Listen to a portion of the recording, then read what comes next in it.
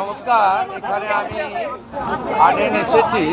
মানে একটু আগেই আমি নগরপালকে জানিয়েছিলাম আমার এখানে গতকাল একটা অনভিপ্রেত আনফরচুনেট ইনসিডেন্ট ঘটেছে।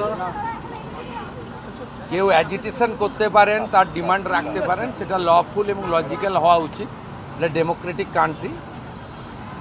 আমরা পুলিশের নিচের তলাতেও বলেছি ভার্চুয়াল করে যে কোনো গ্রুপ, যে কোনো ইন্ডিভিজুয়াল, যে কোনো পলিটিক্যাল রিলিজিয়াস গ্রুপ, তারা তাদের যে কোনো বক্তব্য, দাবি বা অ্যাগ্রিড পারসন তারা ওসিআইসিদের সঙ্গে মিট করবেন এবং তাদের কাছে রিপ্রেজেন্টেশন দেবেন, জানতে চাইবেন, সেটা তাকে স্যাটিসফাইড করা এবং যথাযথ উত্তর দেওয়ার দায়িত্ব কনসার্নিং পুলিশ স্টেশনের। এটা নিয়ে আপত্তি নেই।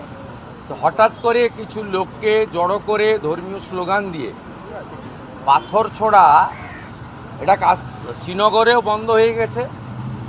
আমার মনে হয় পশ্চিমবঙ্গে বা কলকাতাতে এটাও বন্ধ হওয়ার খুব দরকার রয়েছে।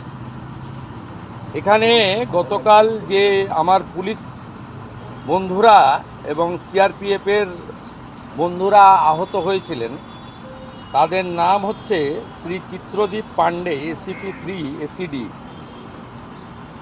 Inspector Rajesh Kumar Singh, OC Beniapukur PS, ASI 18,159, এটা নম্বর road, Shyamal Kumar Ghosh of DRO ACD, constable Shahjada Sheikh Beniapukur PS, constable Tarun Kumar Das DRO ACD, আর সিবি অনির্বাণ মজুমদার।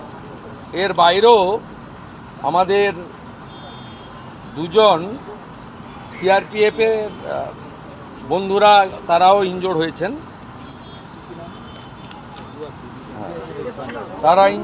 আমি মূলত এদের সঙ্গে দেখা করতে এসেছিলাম। ওদের শরীর স্বাস্থ্য কেমন আছে, ওদের ইনজুরি কেমন হয়েছে, আর আমাদের যে এন্টায়ার ফোর্স কালকে এত ভালো কাজ করেছেন, বড় ল অ্যান্ড অর্ডার ক্যাজুয়ালিটির হাত থেকে মানুষজনকে বাঁচিয়েছেন, তাদেরকেও আমি সাপোর্ট দিতে এসেছিলাম। বলেছিলাম গভর্নমেন্ট আপনাদের সঙ্গে আছে, আপনারা law enforcement authority under BNS এবং জনস্বার্থে আপনারা কাজ করবেন ভয়মুক্ত হয়ে। আপনাদের হোম মিনিস্টার তথা চিফ মিনিস্টার আপনাদের সাথে আছে, নগরপালের নেতৃত্বে এন্টায়ার ডিপার্টমেন্ট আপনাদের পাশে আছে। ওদের প্রাইমারি মেডিকেল ট্রিটমেন্ট হয়েছে, একজন দুজনের ইনজুরি ক্ষতও আছে, আমি দেখেছি।